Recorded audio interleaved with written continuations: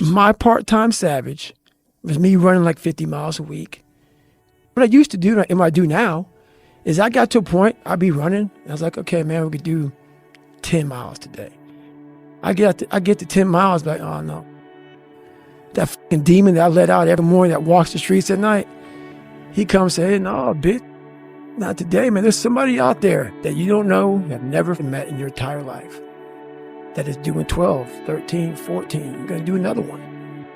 And when you meet them, you ain't getting ready. So Goggins kept on running. So that's where the 40% thing comes in. It comes in when you're in suffer mode and you say, I'm not going to quit. You're forcing your brain now to operate on a level it's not used to, but then it becomes used to it. In times of need, even the hardest person forgets how badass they are. So I've been through a lot in my life. When you're going through a hard time right now, you forget all the hard time you endured. So the cookie jar is a reminder that, oh, I can get through this hard time right now, but you got to take a second or two to reach into the mental cookie jar. You got to open up and say, okay, man, I was in 3 hell weeks and I got through 2 of them. You know, I was in Ranger School. I saw these beatings. My mom's soon-to-be husband got murdered.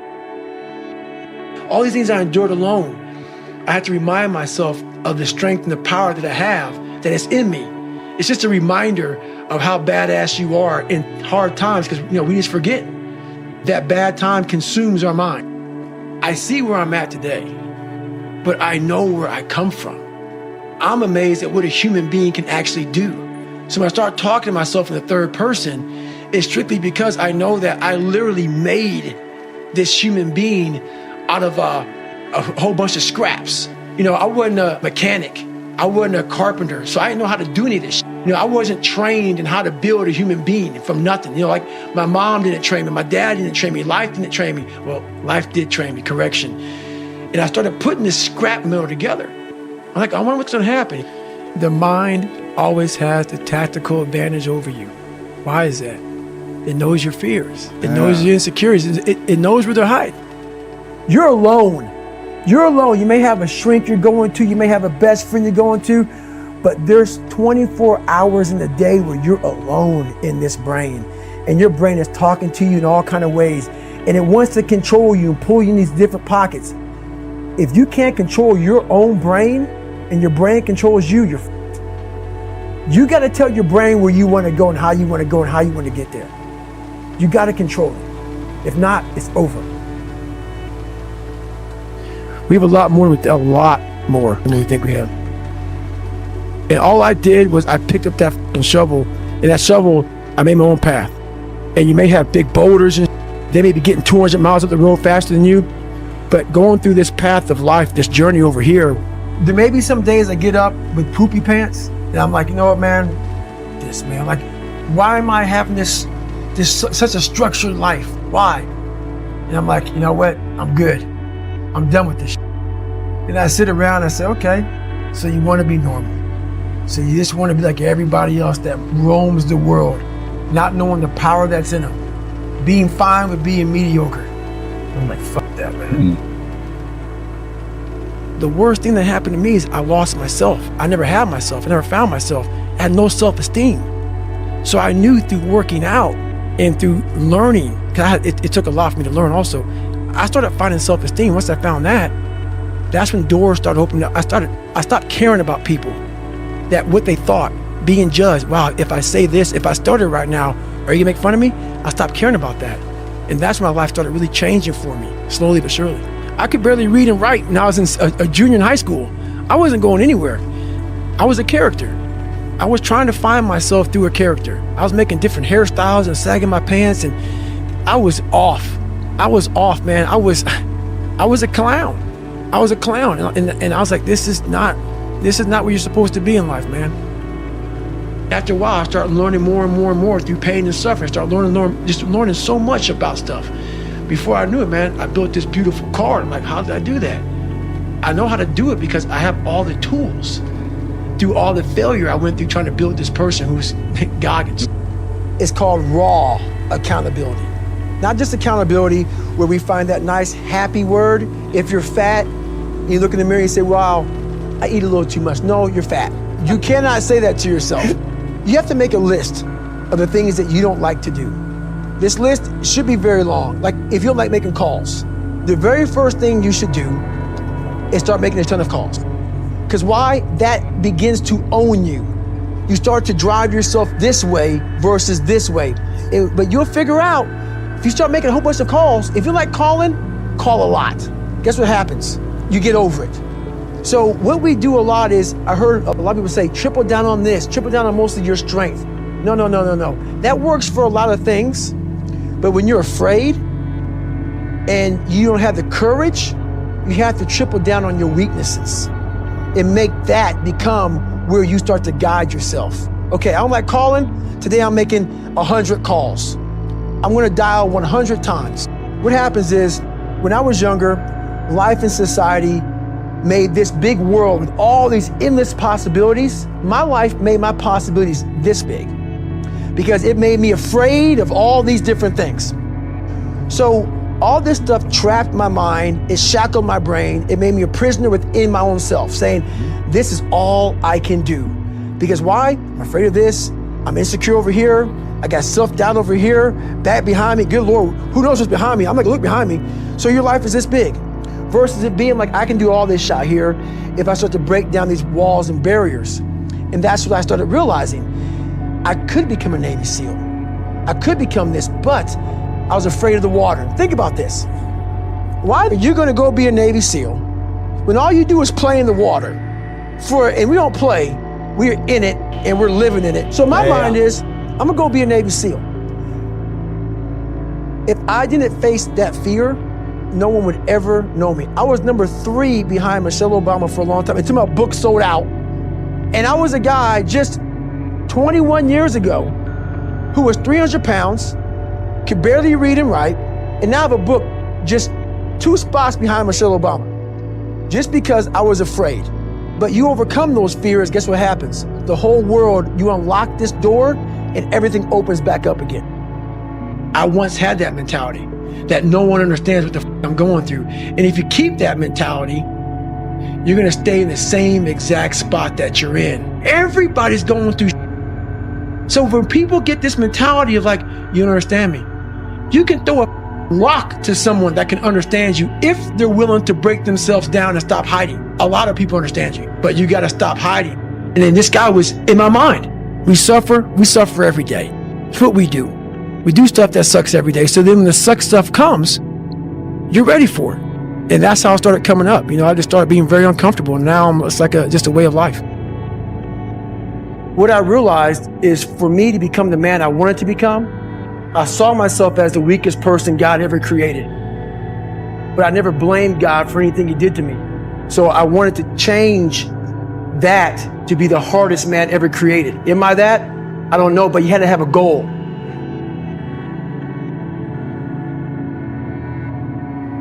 I want to be forever proud of who I was as a man and change who I used to be. The liar, the insecure guy.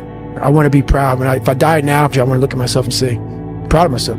It's okay to be unhappy sometimes, man. It's okay to say, you know what, man, I'm f***ed up.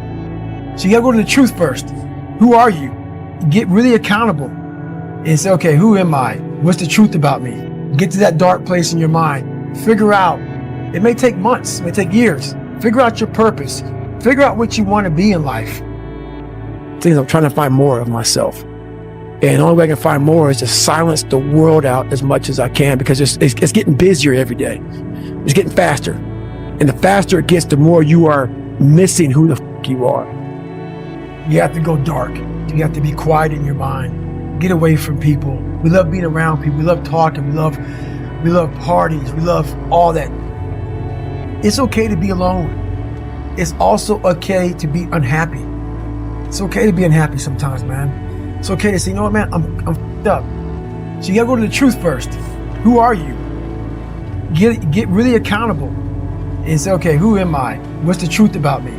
But you have to go into those dark chambers that we often shut off, and you gotta open them up. You gotta open up and fight that fucking demon. Get in there, talk to that mother, say what's up. Get to that dark place in your mind.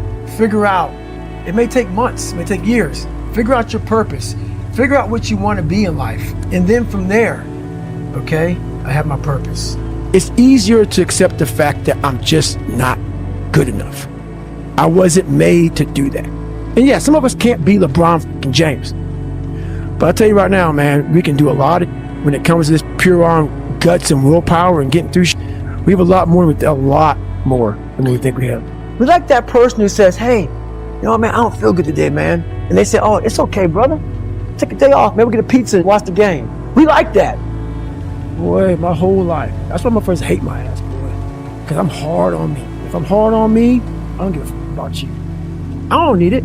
I'm good. Why do you still do this? You right now are a leader. You sit in this chair right now to thousands, hundreds of thousands of people. That's why you do it. Why you get up at 3, 4, 5, 6 o'clock in the morning is because you are setting the example for others to follow. People always go, what drives you now? What should drive you now is no more you. Like you said, I'm comfortable. I'm good. It's not about you. You have to change your mindset to God gave you everything you want. It's pay time. You got to now start paying bills for the people in your mindset. So you're suffering now. Like when people say, why do you get up at 6 o'clock in the morning? So then you can come in and set the example for everybody else. We want to be the best amongst the average people. People wonder, how do you stay hungry all the time? Because after I accomplish something, I don't sit back like a lot of guys who graduate buds, graduate this, graduate that. They get comfortable.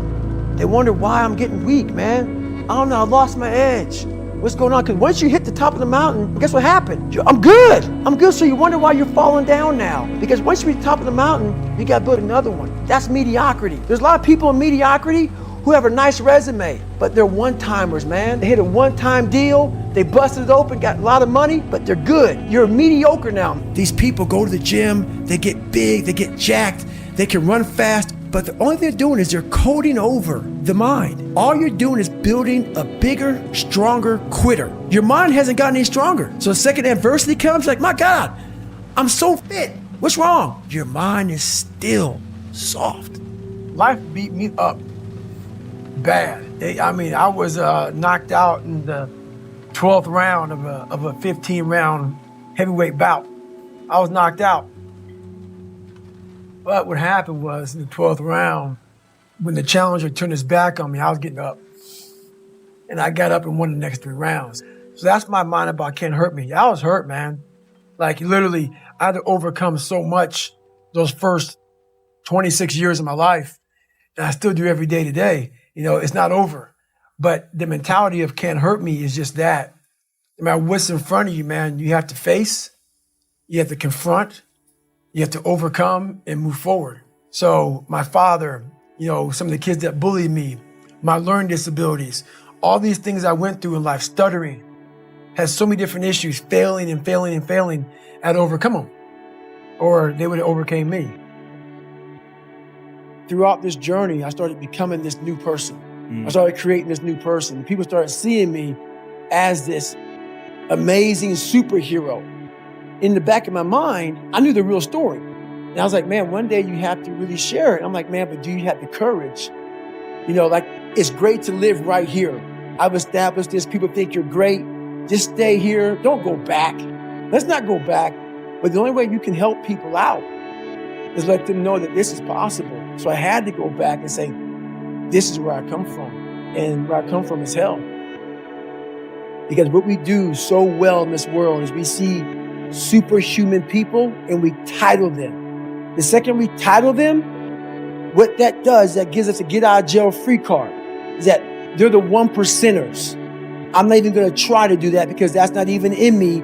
God made them special. They're special people. There are no special people. They're special minds, and the mind can be created on your own. You can do that yourself. So that's why I write the book like I write it, so people can look at me and say, my God, he came from this? He had to overcome all of this?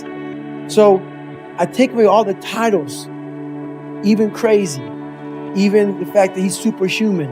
All those titles are now stripped away. But what's funny about that, you will have my book in your hand. You will read it in its entirety. You will hear the audio book, whatever you get. And by the time you get to chapter 9 or 10, you already forgot chapter 1, 2, and 3 of the hell I came through. That's how fast the mind wants to soften you up and say, this guy's just nuts. He's superhuman. That's how fast the mind, you already forgot what you read and you love the book. You're loving the book and you already forgot the first 3 chapters because your mind is saying, this is impossible. It's already guiding you down that path of least resistance as you're reading the book. That's how powerful it is. So we got to constantly remind ourselves of, go back to chapter 1, 2, and 3. Always remind yourself of those chapters, of that you can also do this. But you have to first self-examine or live autopsy your own personal life. I'm training my mind and my body, my spirit, so it's all one, so I can handle what life is going to throw at me. Because the life I've lived, it throws a whole bunch at you. And if you're not physically and mentally prepared for that, you're just going to crumble and you're good for nobody. In times of suffering, what we do is we forget how hard we really are. Because that's what suffering is. Suffering is a test. That's all it is. Suffering is the true test of life. Is now where I'm at today. And that is, when you finally get to that point, for me, it's forever lasting peace. Greatness isn't running 200 miles at a time or doing 4,000 pull-ups or being a SEAL. Greatness is whatever the hell you dreamed of in your own mind. You gotta first see it. You gotta first create this vision in your mind. And then that's when I come into play. Once you create this vision in your mind, it's how am I gonna get there now? We are all great. No matter if you think you're dumb, no matter if you think you're fat, no matter if you are fat, no matter if you've been bullied, or no matter if you just got back from Iraq or Afghanistan and you have no legs or your arms or whatever, man, we all have greatness. You gotta find the courage. You gotta find the courage to put your Bose headphones on and silence the noise out of this world and to find it that sets you apart from everybody else. And that's what it's all about. So basically, I don't take any days off as far as working out. First thing in the morning time is you have to build your confidence. And every day you're constantly gaining and losing confidence. You're never staying the same. So how you build your confidence is, if you like what you see in that mirror, that's how you start your day off. If you wake up and you look fat, you look out of shape, you're not feel good, which is, or you don't feel good inside. So my whole big thing is get up and work out. Shed some calories. Get the adrenals going. Get the mind going. Get all that going. Every day I run. Every day I work out. A lot of people, what they do is they have these finish lines. And I have a saying that says, I don't stop when I'm tired, I stop when I'm done. When I was younger, I didn't have any goals. It's not really so much about goals, it's just to-do list, a to-do list. And as a human being, if you don't have a to-do list, you're gonna sit back and just fade away. Your brain is the most powerful weapon in the world. If you can't control your own brain, you gotta tell your brain where you wanna go and how you wanna go and how you wanna get there.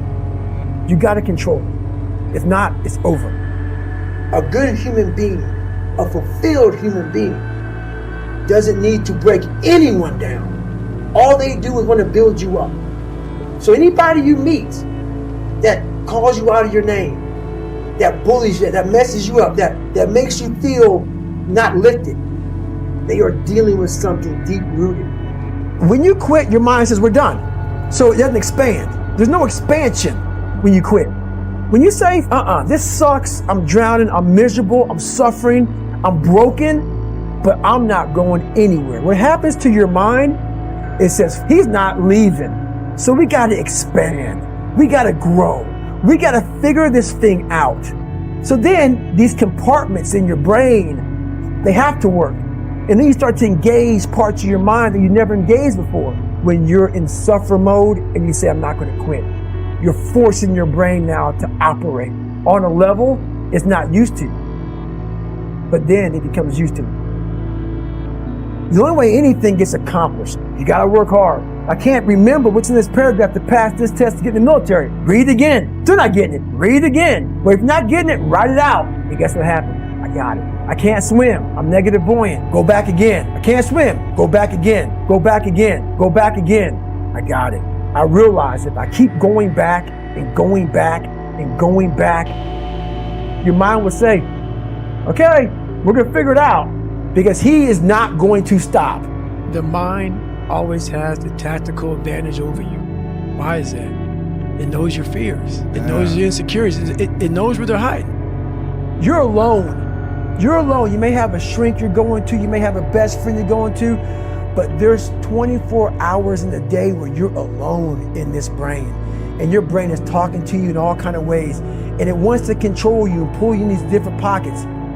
If you can't control your own brain and your brain controls you, you got to tell your brain where you want to go and how you want to go and how you want to get there. You got to control it. If not, it's over. We have a lot more than we think we have. And all I did was I picked up that fucking shovel, and that shovel, I made my own path.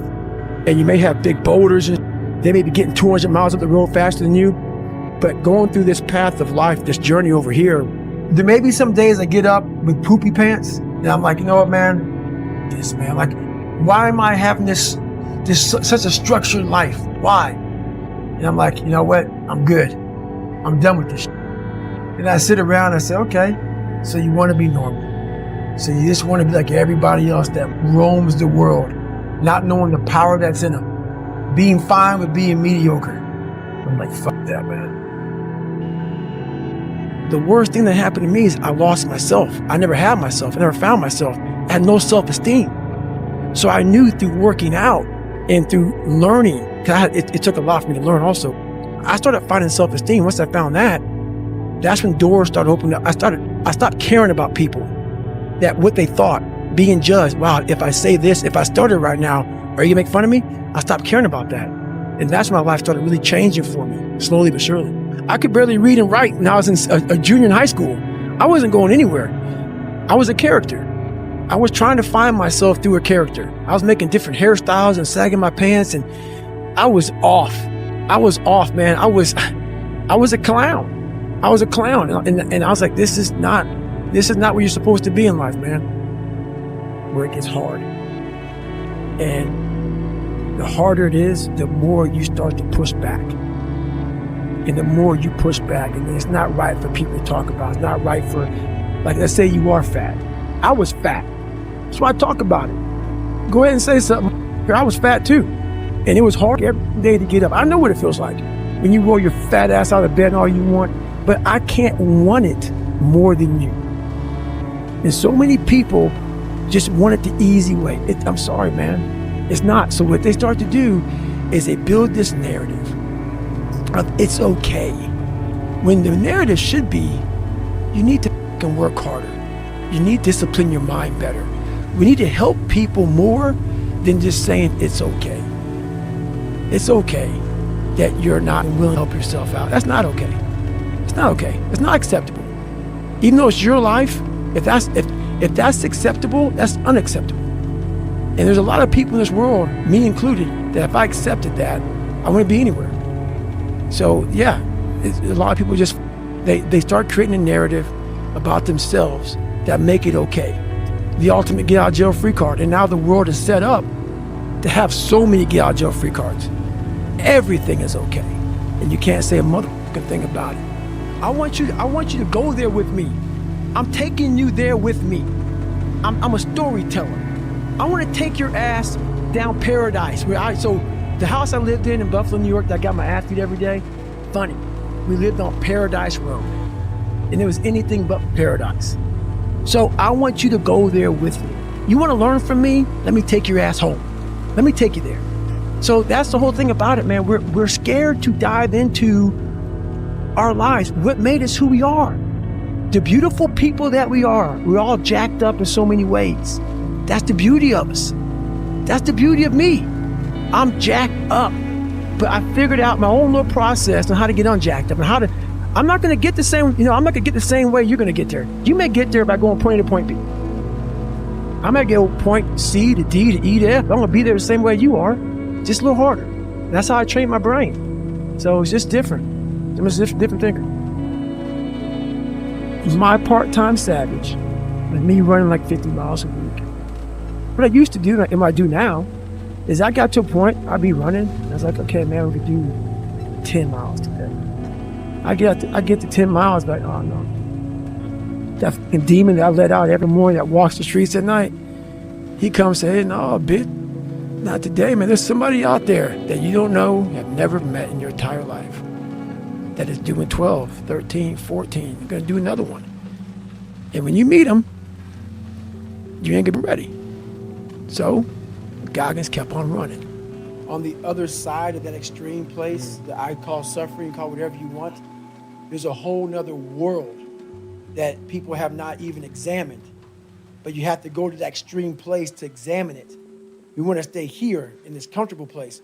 Once you're willing to push yourself to that extreme place, it's like a whole nother universe. It's almost like you're an astronaut and you've examined something like up in outer space. No, it's always been there. But you have to be going through all the muck to examine it. You realize, wow, God, through all this crap, there's a whole nother universe over here in my mind. Whole nother universe. What is your secret, man? What's your secret about business? What's your secret about this? What's your secret about that?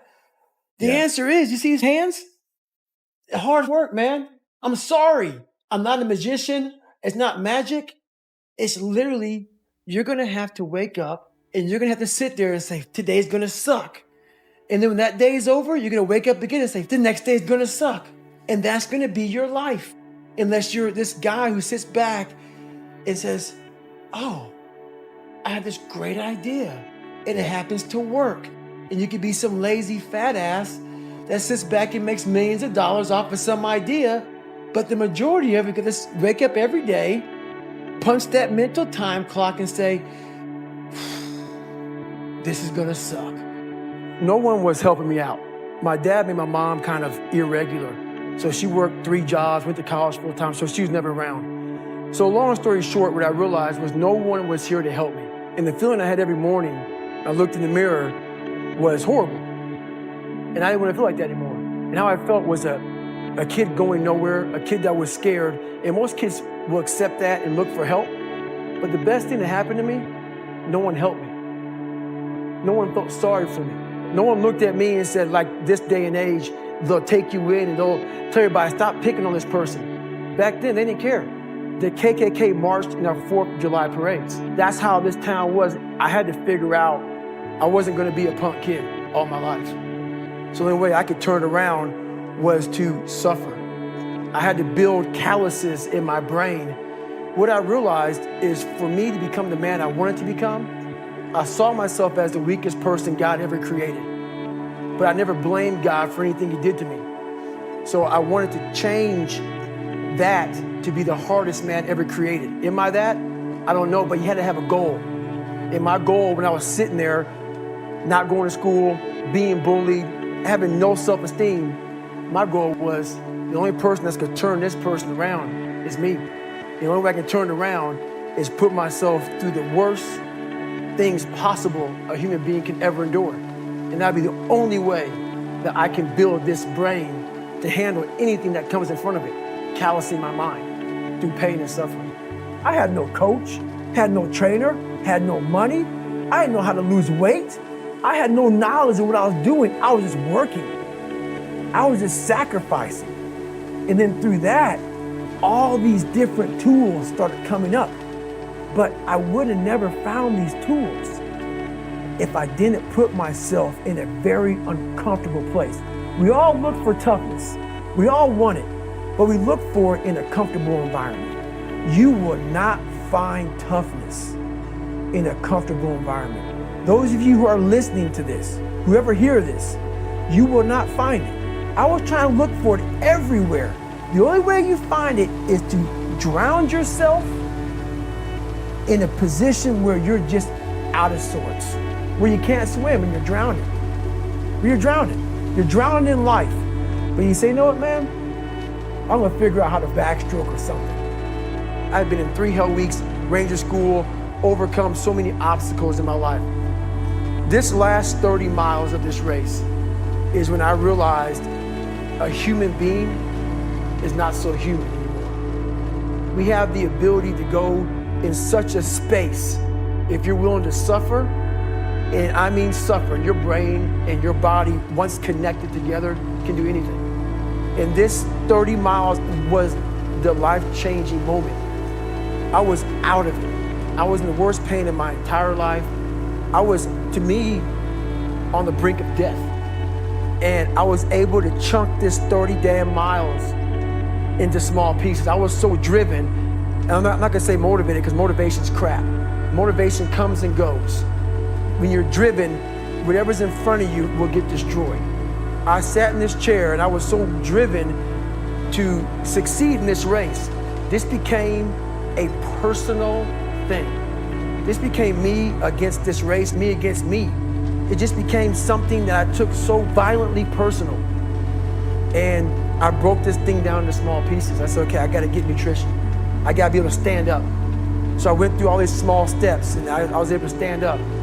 And then from standing up, I was literally walking around with my wife at the time, and she goes, you're not gonna make the time. I got to mile 81, and the second she said that I'm not gonna make the time, I ran the last 19 miles, nonstop. And people may listen to this and say, this guy is sadistic, he's crazy, No, if you know how I came up, you realize I was just a scared kid that found drive and passion to be something much better than what he thought he was. And failure is the only way to grow. The only way to grow for me. Everything I've ever succeeded in, 3 hell weeks, everything, Ranger School, everything I've ever failed, I failed miserably so many times. But what you do with that failure is you go back, you learn from it. The amount of work I put into being who I am, I don't have enough time in the day. Like, I don't talk about it, I don't brag about it. No one even knows about it.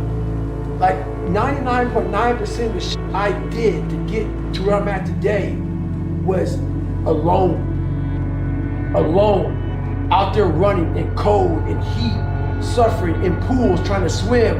At home in a room by myself, trying to teach myself how to read and write, how to study. No one saw that. There was no video camera, there was no podcast, there was no Who's David Goggins. It was me. Just for me trying to get in the military, which everybody can do. It's easy. Just trying to learn how to read and write was something that blows Rocky away. So all these different challenges that I've been through in my life, I'm proud of what I created, but I'm more proud of what I created without an audience, without a cheering squad. You know who you are, but there's no motherfucker out there when you're running. And you're at mile 75, 150 mile race, ain't nobody cheering for you. You're broken, you're defeated, it's you and you alone in your head. And I stayed that way for the better part of 30 years, trying to figure this out. And once you figure it out, you look at everybody say, hey, so you're all broken now. Is that how you want to be? Yep. Your mind has a good way of taking the path of least resistance. Whenever friction happens, friction causes growth. Whenever friction happens, that's why a lot of us don't have any growth, because when friction happens, we go the opposite direction. So in my mind, when friction happened, my mind said, oh, hey, man, let's get out of here. You're not real. You've lied your whole life. You come from this, you can barely read. Those things, so whenever times got hard, my mind said, you're not good enough. Let's go. So my eyes, my mind weren't connecting. My part-time saved was me running like 15 miles a week. What I used to do, and I do know, is I got to a pain, I be running, and I was like, okay man, we could do 10 millions today, 10 miles today. I got to 10 miles, like, oh no, that's demo. I let out everything every morning. That while the starts at night, he comes say, no bitch, not today, man. There's somebody out there that you don't know, have never met in your entire life, that is doing 12, 30, 40, you are going to do another one, and when you meet him, you and get ready. So going, kept on running. So that's where the 40% thing comes in. It comes in when you are in suffer mood and you say, I am not going to quit. You are forcing your brain now to operate on a life it's not used to, but then it's became used to it. In times of need, even the hardest person forgets how bad they are. So I have been taught a lot of my life, when you are going thought a hard time right now, you forget all the hard time you educate. So the cooking jar is a remember that, oh, I can get through this hard time right now, but you got to take a second or two the reach into the mental cooked.